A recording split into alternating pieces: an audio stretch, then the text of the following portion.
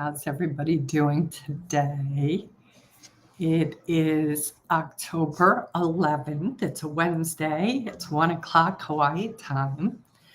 And I am just, yes, I'm struggling with the horror that has been done in Israel. And it's just, I'm finding it really difficult to focus on administrative tasks and just feeling so much grief and horror over what's occurring. And I don't know how to navigate all the friends that I have in Israel and their pain, and I'm trying to support them and encourage them and give them empathy. And just the footage and all of the different things that are out there. It's hard to navigate, and I'm curious if anybody else here is struggling with that. And I thought I would just speak to some tools that I use to navigate that myself, and to just be, very clear with you guys that there is no perfect path around how to navigate these, atrocities, and that to be having difficulty with navigating that is normal. And I just wanted to speak to that because I don't know that there's many people addressing what it's like, even as a person not there, watching it and seeing it. I think there's feelings of helplessness. Hi, Jess. I'm so glad you're here. There's feelings of helplessness, powerlessness, survivor guilt, and that sense of not being able to stop something that anybody as a human being would want to stop. So I just wanted to speak to some tools that I use to navigate that. But of course, as always, the heart of this time that I spend with you guys is in service to you and your needs.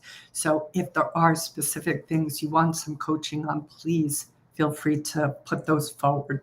Jess, I'm curious if you were able to run with some of Ricky's advice. I didn't get to see the depth of what he suggested to you. So if you want to give me a small recap of how and if you were able to apply it, good for you, Jess, that you, we have to be careful with what we expose ourselves to. And I know on one hand, there are some people who will say, that that's putting our head in the sand, but it isn't actually. For some people, especially anybody with any kind of trauma, it can be very triggering. And there is this delicate balance of being informed, being with the reality of what might be happening in this world, but also managing your, mental, emotional, and spiritual capacity. So I want everybody to keep that in mind. It's really important that you take, extra care of yourself in these kinds of crises, because it can be very overwhelming. Good job, Jess. I'm so proud of you.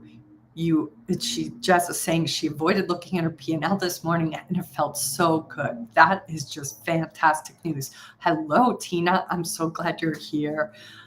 Good job, Jess. That had to take, it sounds like it didn't take that much effort. I wanted to say it maybe took some effort, but it doesn't sound like it took effort. And I think I'm just going to give some context for the rest of the people here. Yesterday, I got to interview Ricky Analog. You'll see that in the live part of the YouTube channel. We're going to package that up and release it probably in the next week or two. But one of the things right after the interview I had with Ricky Analog, we came in to do some live coaching. Ricky joined us and just put forward some questions about some of the, challenge she's had with her trading. And Ricky's suggestion, at a minimum, was to avoid her looking at her P&L. And now Jess is saying that really worked for her. So I'm really happy to hear that. I do feel that that's a big part of a stumbling block for traders, is that constant focus on the P&L. If you listen, there's a lot of sophisticated traders out there that actually speak to how hiding the P&L from their screen makes a huge difference in their trading. And it makes total sense, because I think it's so easy to micromanage a trader, to micromanage themselves. And I think there are certain things that have to be micromanaged, but there are a lot of things that shouldn't be micromanaged. And I think P&L is one of them, including, I would say, a green or red day.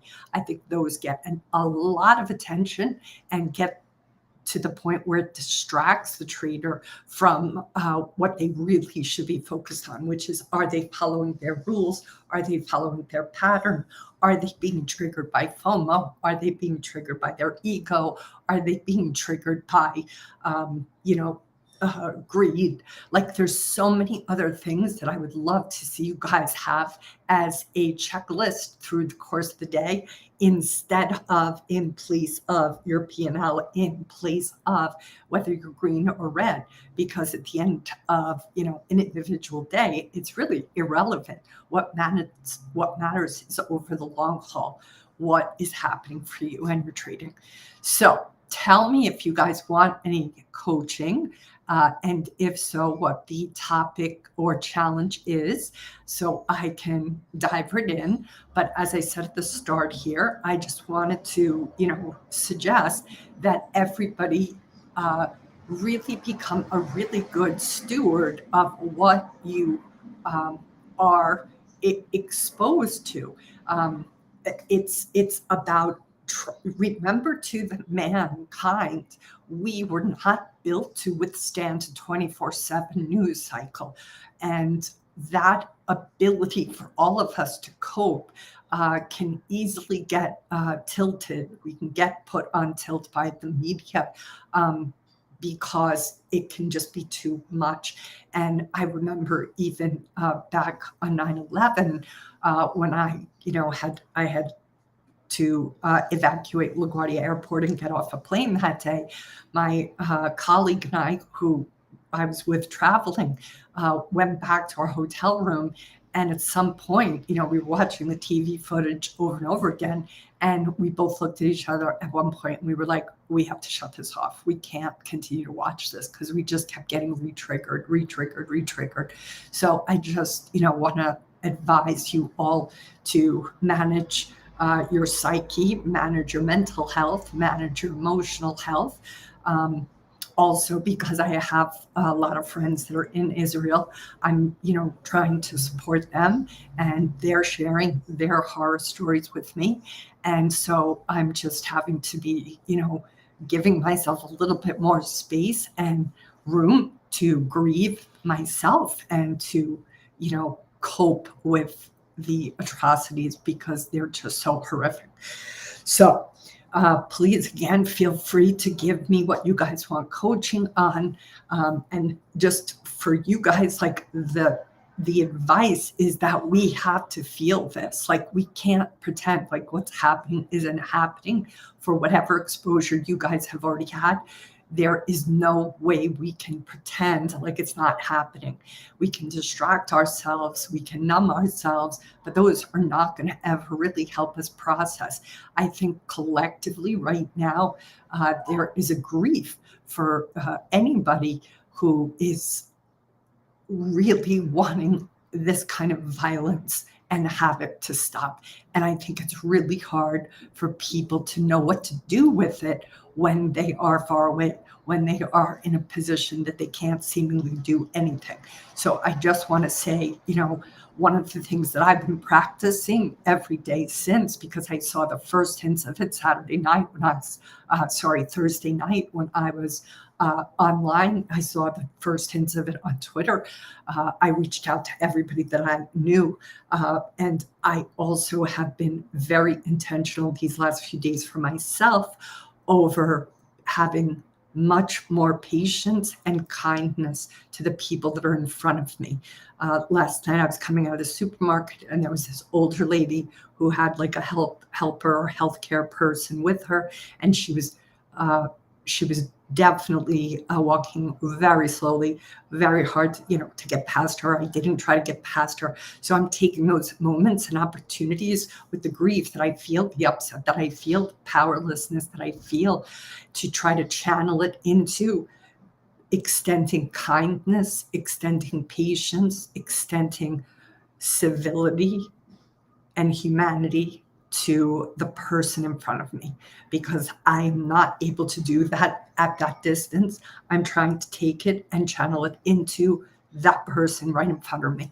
I was late to a meeting. I had some place to go. I wanted to pass her, but then I thought, no, this is an example of me taking decency and extending it to this woman in front of me, since I can't extend it to some other being far, far away from me. So that's how I'm working my way through it. You have to find your way. Tina, you have a great point there. Tim Sykes said, always says trade scare. I think that is such a powerful quote, because when you trade scared, I believe what he's trying to imply is that you don't slip into hubris. You don't slip into overconfidence, which, is the same. Hubris is even more extreme. The only place I want to disagree just a little bit with that quote is what I would much rather everybody do is trade neutral. On one hand, yes, you have to be incredibly diligent and protective of your capital, and that is a powerful thing. And I really like people to come from this place of neutrality, because I don't want any kind of emotion kind of guiding or informing the buttons you push that day. But I want to read the rest of your quote here, Tina. So trade scared. So trading isn't scary. It's a great rest of the quote there. I have somehow managed to get into a scalper's mentality and cannot seem to hold a position longer than 5 cents. Well, Tina, what do you think is behind that? What do you think that scalpers, yes, you want a suggestion on how to get past that. So what I want to ask you is, that scalper's mentality, like, what do you feel informs that? What is it? So it sounds like perhaps you're maybe taking his cautionary quote a little bit too much to heart, right? And that's why I'm a little hesitant to agree 100% with that quote, because to trade scared, and I get what he means by it. So trading isn't scary, but yet in the end, you have to come from a place of being confident in your strategy. And if you're not confident in your strategy, then you're not going to be able to hold a position. And the key is, what is going on for you in that trade in the first place that is having you doubt your strategy? So maybe it's a scarcity mindset, but I'm not so sure, Tina. I almost am curious if there is any kind of hesitation or doubt that you have about your strategy. Like, if you are, what kind of strategy are you practicing in that moment? If you're not scalping, then you shouldn't be using a scalping strategy in that moment. So I think that's the key. It's like, what is the strategy that you're using in that moment? And something is, you're not trusting that strategy, it sounds to me. And if you're not trusting that strategy, then you're going to get out of a position quicker than you should, because you're not anchored to something, right? You have, for anybody to be able to kind of have the metal or the strong stomach for holding a position, you have to ultimately be leaning onto a foundation, and that foundation has to be a proven strategy. And if the strategy isn't proven, or if there's any holes in your strategy or any doubt in that strategy, then you're going to have to get one first, because that's the foundation that taking any kind of risk has to sit on. You can't just take risk willy-nilly. You have to be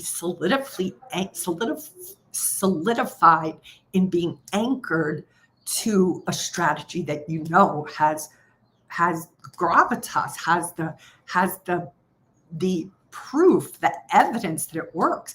And if you don't have that, then you don't have a strategy. And I would say get back to finding that strategy, as opposed to focusing on that you're in scarcity. I don't know that you're in scarcity, Tina. So tell me what you think about what I just said. Hello, Dale. I'm so glad you're here. Aloha. Rewatched yesterday's live and it was great. I'm so glad. Dale, did you watch Ricky's interview, or you were just, I think you said the live. So good. I'm glad it was valuable to you. And tell me, Dale, if you have anything you want coaching on. So Tina, definitely give me feedback about what I just said, what you think about it. And let's see. And Jasmine is here too. Look at this, guys. We have a big turnout today. That's awesome. Yes. And please feel free to, yes, I hope that helped, Tina. Does that make sense, right? You're coming from a place. Ricky's great. Isn't he great, Dale? I agree.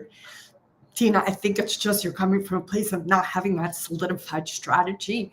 And I think this can happen too a lot with traders. It can look like, if this is happening when really over here, this is what's happening. So maybe just get more defined in what kind of a strategy does feel more safe, does feel more secure, and good. I'm glad that makes sense. Let's see what happens as you move forward with getting that strategy solidified. And then, like it's almost like a harness. Like if you've ever done like climbing, or I did trapeze school once, or you're doing kind of like rock climbing, like you're belayed in, and your confidence to be able to take that step or go up higher on the mountain, or to take, to dive off of a trapeze platform, you're going to be able to have more confidence doing that if you are really solidly locked in to a safety net, right? If there's no safety net, you don't feel your harness is tight or secure, you're not going to want to take the risk. So in May this year, I just started finding consistency. Yeah, okay, great. So I think it's just about that strategy. And then, again, I don't know, Tina, if you're in a trading room, but I would say go talk to whoever your pros are, if you have them. And if not, I would recommend getting in one of those rooms. Ricky comes from the True Trader community. That's a fantastic community. But have somebody, and Ricky even said his DMs are open. I would ask somebody to verify, like, hey, this is what my strategy is. They may not be able to take, 100% clarity for it, but they could probably give you an idea if it looks like you're moving in the right direction or not. All right, so Dale, you said one of your sessions from last week, you mentioned that a trader was working on his charts to be nice pieces of art, which allowed him to be patient for his strategy. I am doing this, and it's good so far. I share my trades with other traders, and I want them to be pieces of art. Allows for patience. That's great. Dale, I have to tell you, I don't remember saying that to somebody to see them as a piece of art, but that's really kind of cool. I have to tell you, I don't recall saying that, but I'm glad you remember. Sometimes I'm in the zone and I don't even, remember what I've said. So maybe that's one of them. But yeah, I would agree, right? You want to see it not so much as it red as a green. You want to see it as, are you following your rules? Are you being disciplined? Are you avoiding FOMO and greed, scarcity or abundance? Are you actually, trading, or are you gambling? Are you patient and comfortable in failure, because that is going to be a big part of your trading? Or do you get triggered by it? These are all the things that I want everybody to start measuring themselves by, because when you start to do that, it starts to have a big impact on the mental capital. And ultimately, that is what you can control. You can't control the market. You can't control what's going to happen every day in your trading account. You can't control really what it's a red or green day, but you can control your mental capital. And the way you control that is by recognizing, noticing, seeing and being in tune to what you're feeling, what's happening for you in the moment. That is the way everybody can start to save their mental capital, even with regards to just the different things that are happening in our world right now, the horrible atrocities that are happening in Israel. All of that is recognizing, oh, I am feeling depleted and worried about that, or horrified, or grieving, or angry.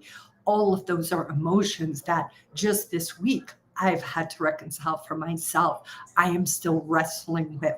So I'm trying to give myself a little bit more spaciousness, a little bit more room to do some of the administrative stuff that I have to do because I am feeling so overwhelmed by it. This is just being in the practice of being in tune to myself. And I want you guys to practice that for yourself. All right, Jasmine says, Kim, I saw an interview you brought up that according to stats, our brain has the cognitive ability to really do deep work, maxing out at 4 hours a day. And I was shocked. Yep, I knew exactly what you meant, Jasmine. So was I. That's an interview I did with Celeste Headley.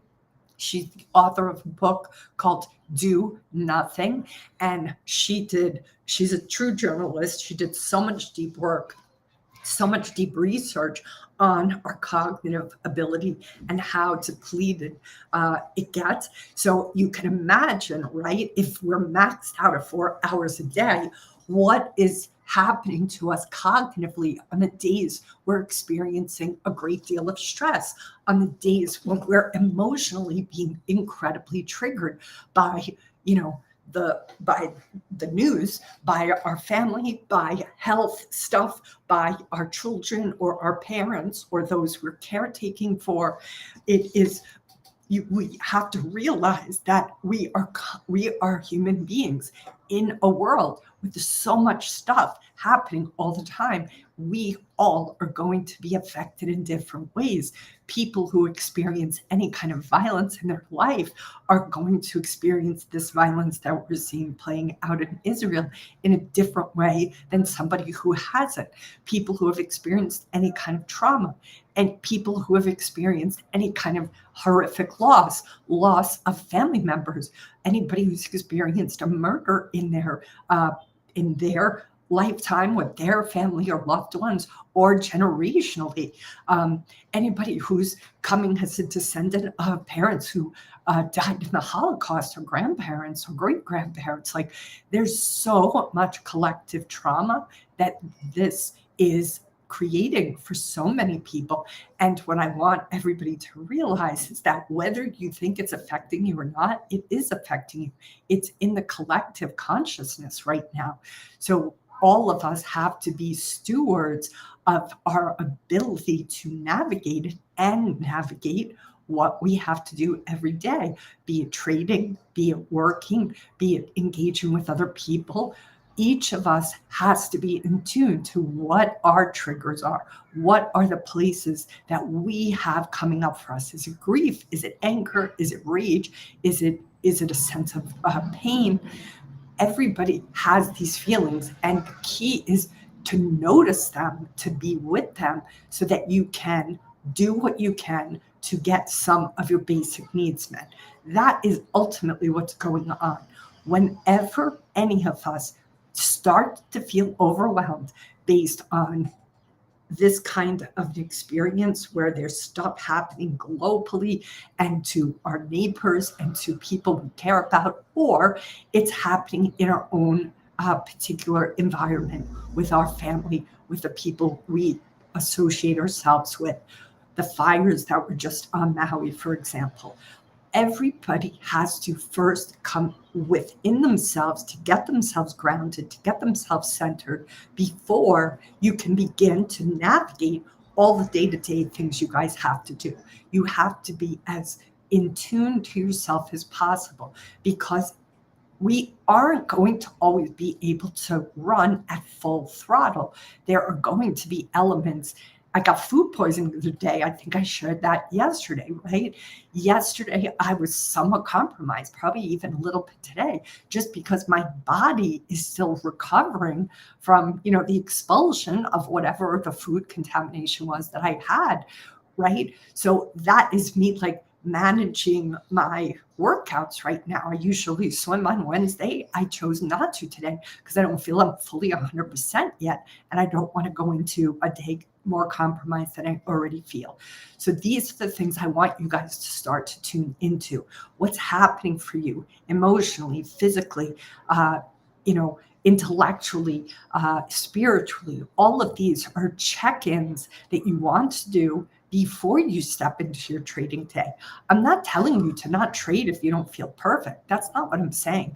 But the way you trade that day, the way you treat yourself, perhaps it's that you have to give yourself a little bit more of a in between breaks. Perhaps it means you have to be really diligent that day you eat really good food, or that you eat at all. Maybe that day you have to be more diligent about getting more sleep at night because you're feeling overwhelmed. These are the things I want you guys to look out for every single day. You want to look at like, oh, did you start the day with an argument with a loved one? Did you start the day with some news, bad news that you're going to have to be with and come up with a solution for? All of these are things that as you step into your trading day, you're going to need to potentially navigate. And what I'm suggesting is the more conscious you are, the more self-aware you are that, oh, wow, I'm dealing with this sadness over here and this frustration over there and this confusion over on this side.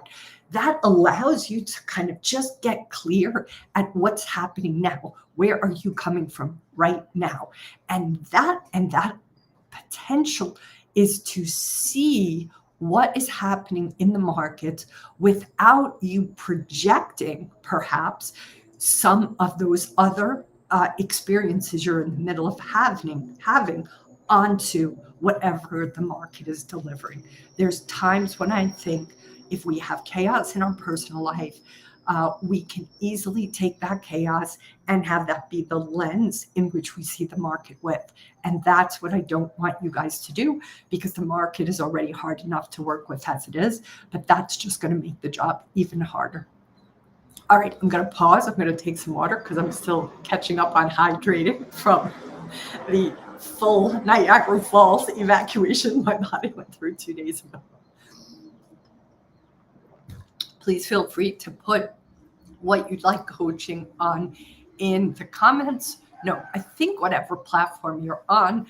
And in fact, what I'll do is I'll open up Twitter here. I don't know if anybody's watching from Twitter, but if you guys are, I'm looking now to just see if there's any questions there. But I don't think I see that. I don't think I'm seeing any questions there, but maybe you guys will put them in I'm pretty sure you can go to Twitter and hit the live button and put a comment there, but nobody's ever done that. Most of these comments are always coming in through YouTube, which is fine.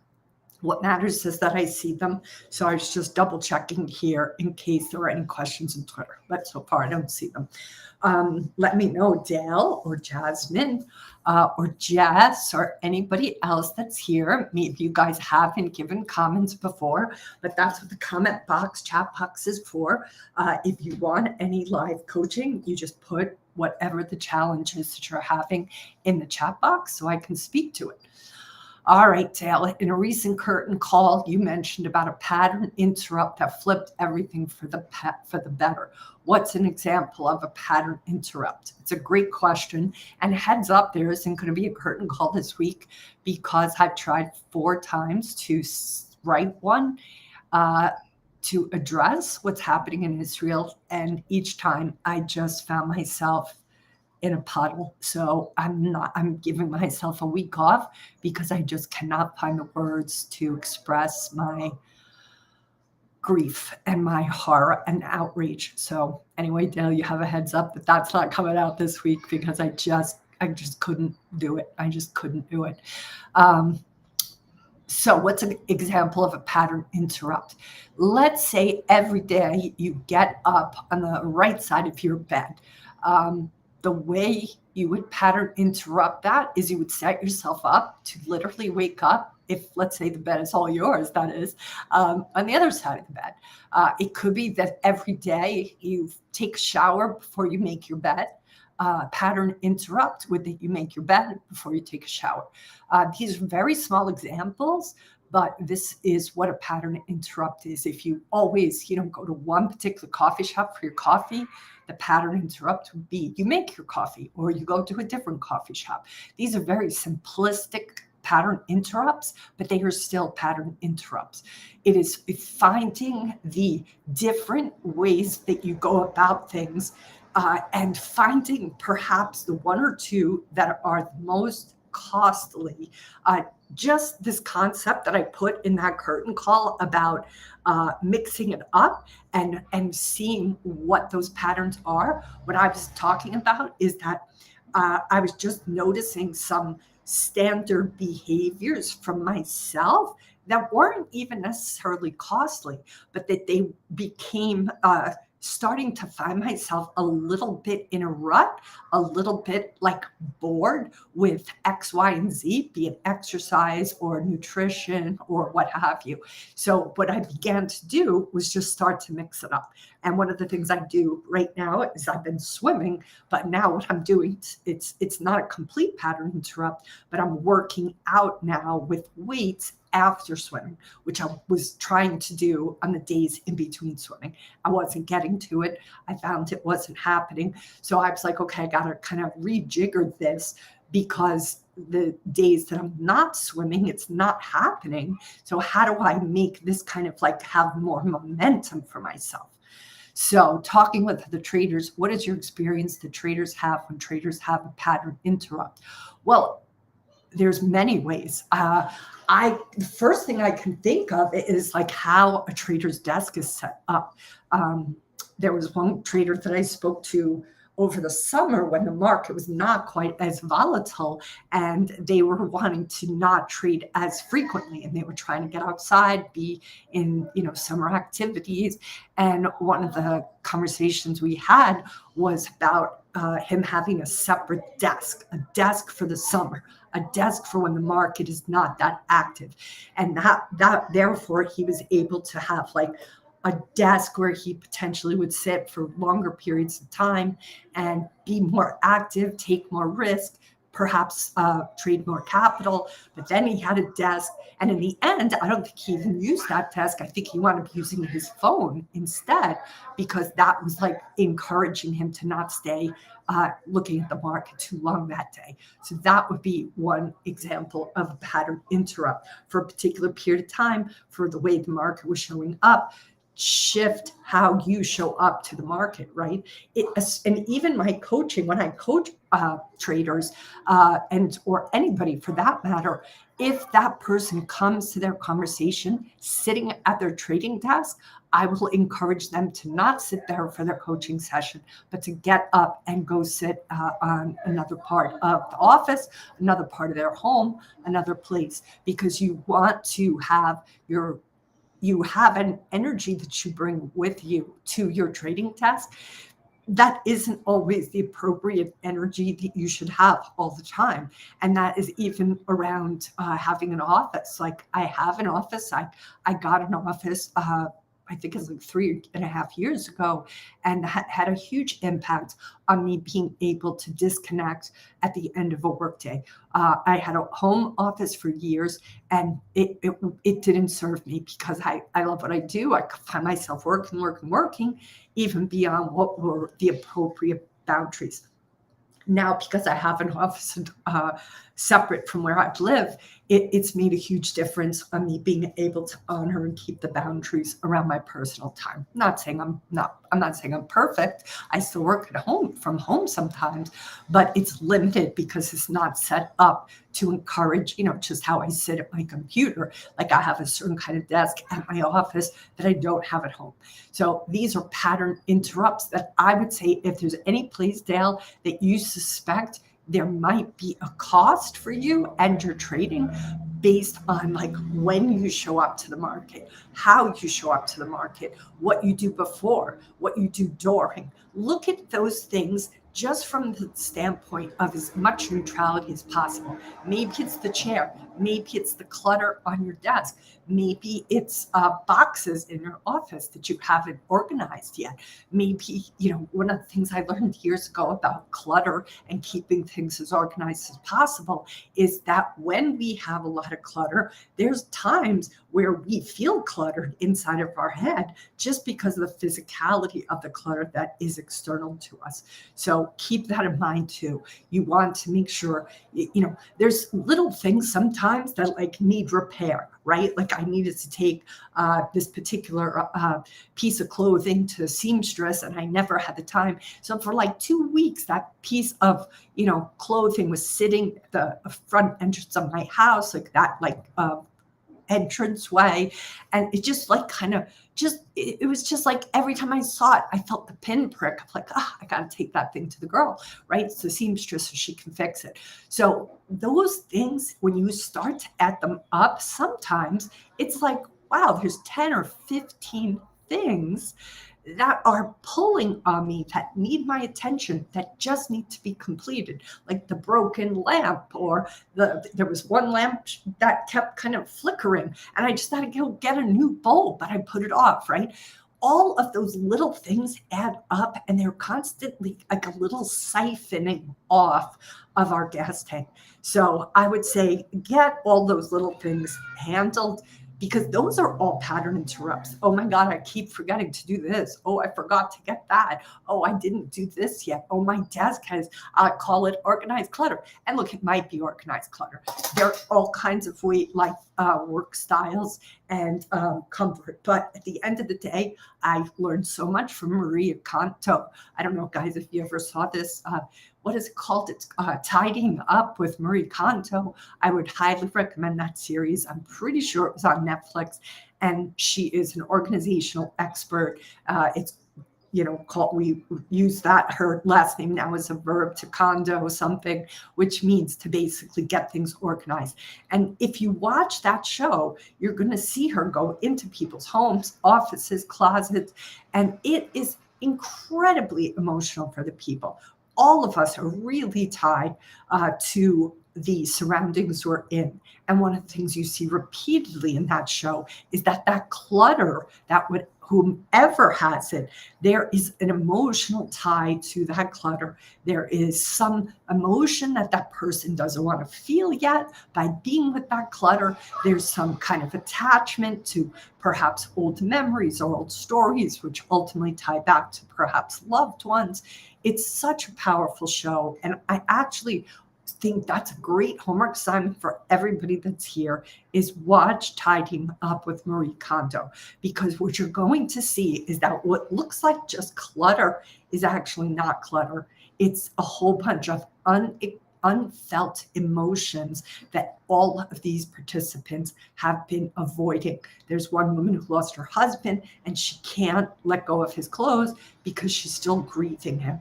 But that show is such a great example. And I think every trader could look at that show and ask themselves, what represents the clutter in their trading, right? It doesn't have to be literal tangible items of clutter.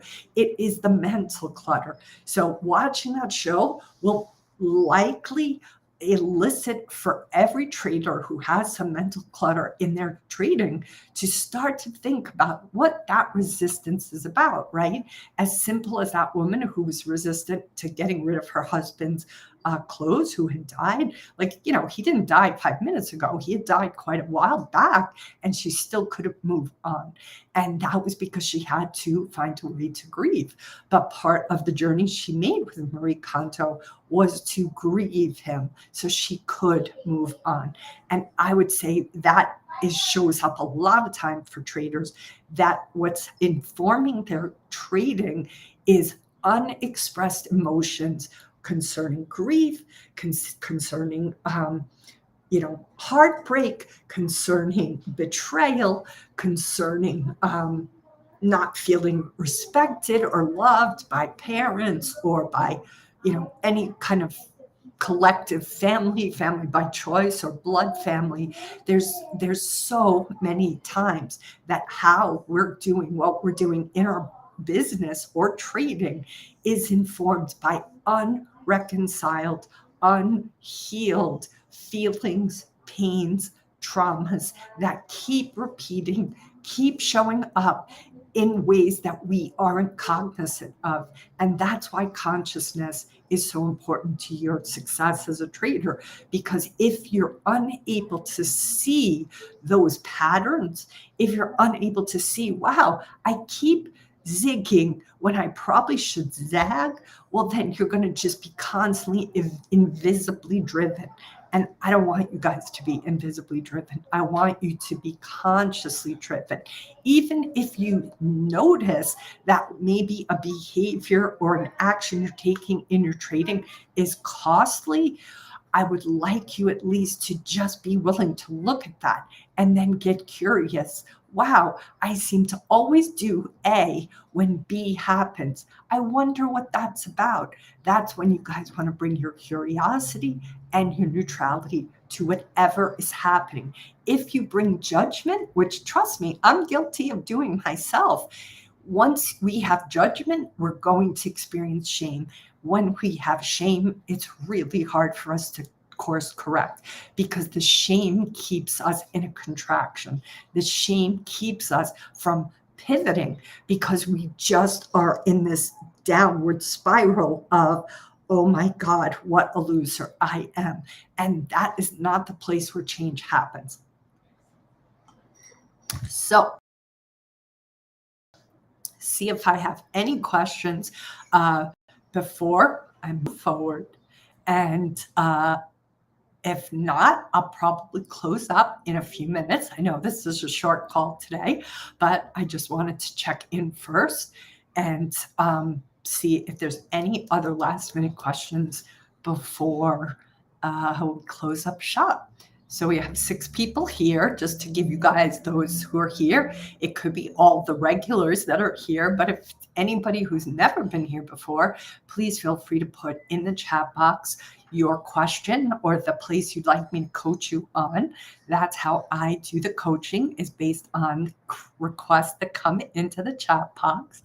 So just let me know if you guys have anything you want coached on at the last minute. And if not, then I'm going to close her up soon. I am just always grateful to the regulars who come in here. I'm going to just name you all: Dale and Jasmine and Jess. Let's see here. I'm looking at my chat boxes. Are there any other chats here? Let's see. Let's see here.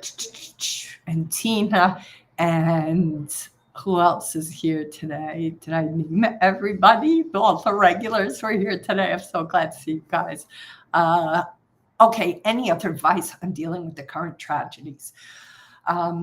Yes, Jess, I think the key is to perhaps express what you're feeling, find a way to let what you're feeling be poured out of you. Journaling, of course, is always very powerful. I've been doing a lot more of that this week for sure, to allow myself to just express what I'm feeling and the questions, concerns, pain, rage that I'm feeling. I would really strongly recommend, if you're able to find one friend who can hold space for you without trying to silver line it. That's a quote I learned from Brene Brown. She talks about how very few people are able to hold space when we're upset or angry or frustrated. And if you can find a friend that both of you can agree to hold space for the other, then that person hopefully will allow you to speak all that you want to speak without trying to solve it. Who could solve this, right? nobody in a conversation with you could solve this, but to just be able to hold space for you and express their grief and their empathy for your feelings, that would be a huge gift.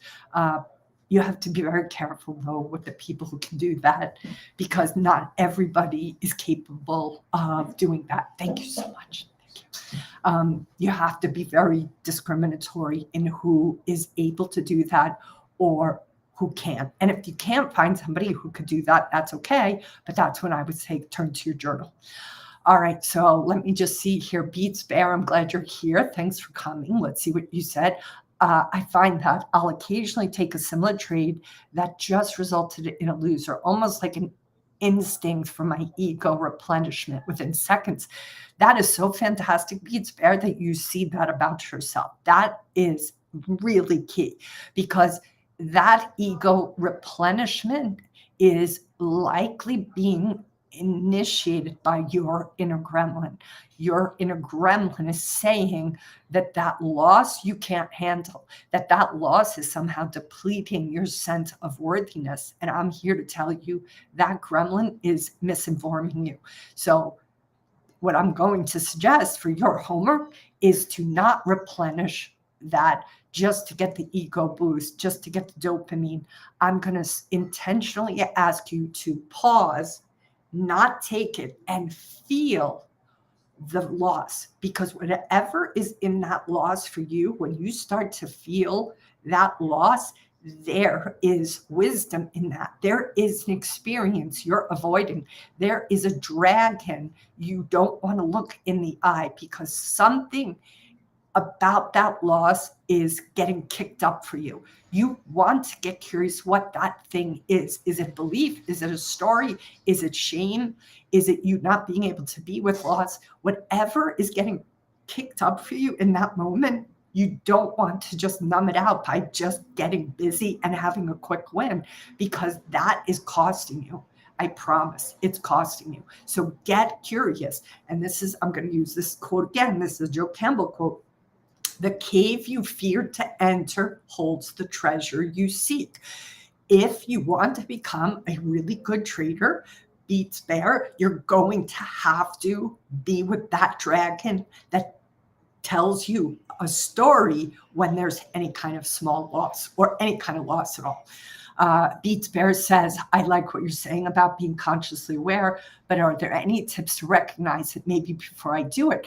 Well, look, every time that there's a loss, I would say put a rule down that you don't trade. Maybe you don't trade for a particular amount of time. Like if you're absolutely instinctively going within seconds to another trade, just cut that shit off. Just as soon as there's a loss, pause it, and then start to have yourself feel all that gets triggered for you. Stop trading in that moment. As soon as you have that loss, stop. It's so easy to keep trading, to keep yourself busy, to distract, deflect, not have to be with the loss. Maybe just for a week, you have to be with each and every single loss and not sugarcoat it and not make it go away.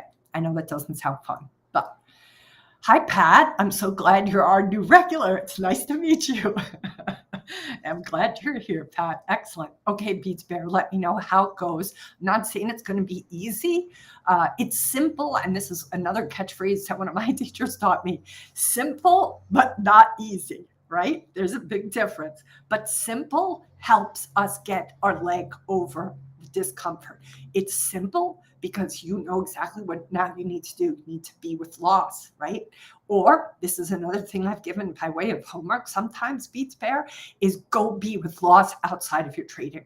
Go find ways you can lose on purpose outside of your trading. And if that really triggers you, and if the idea of that goes, ugh, Kim, I don't like that at all, well, then we all know right now what's afoot in your trading is you have a story about loss. Loss is the issue. Being with loss, getting comfortable with loss, not being in a contraction against loss is the homework you're going to have to do, because being a trader includes loss. And you don't want to have to always be on the leash of trying to take away the feeling of loss.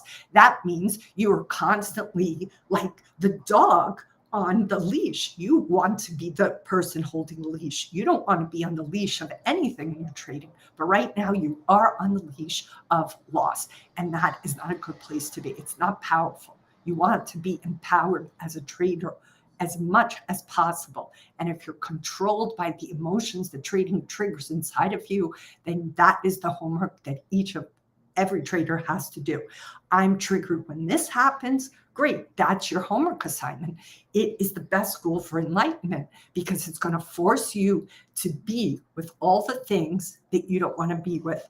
And the trading every day as a trader, guys, it's a mirror, it's a reflection back to you of all the places you have to do work on yourself. Don't be insulted by it. Don't resist it. Don't be mad at it. Say, thank you, market, for teaching me where I have yet to become a fully conscious human being. Thank you, market, for showing me where I still have triggers. Thank you, market, for helping me to up level as a human being, as a conscious human being. Thank you for showing me where I still am in a contraction against reality, because that's ultimately what the market is. It's just a microcosm of reality, but it's happening at a fast and furious pace.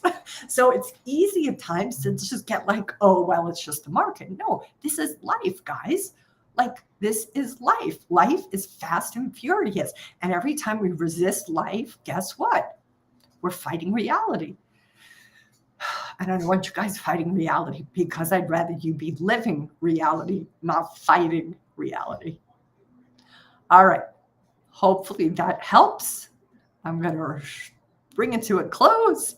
I'm glad we have some new regulars here. And Pat, if you're not signed up to Curtin Call, please sign up. I'll put that link in the YouTube after we disconnect here. And if anybody's interested in my small group coaching, I'm going to have another cohort start soon. So be sure to check that out. That's on my Linktree platform as well, the links to that. All right, guys, great questions today. I hope this was valuable. I hope this was helpful. I'm trying to think when I'm going to come back. I am looking at tomorrow, if I'm going to be able to be here tomorrow. I might be able to be here tomorrow, 11, 12, 1, 2, 3, 4, 5. But it'll probably be earlier. It'll probably be closer to like 5 p.m. or 5:30 Eastern. If I can do it, fingers crossed that I can. I'll let you guys know in the morning. Beats Bear, it is almost daily at 7 p.m. Eastern. It's usually Tuesday, Wednesday, Thursday. Infrequently will it be on Mondays and Fridays. But I would just keep an eye out for the time. You could check here on my YouTube or on Twitter.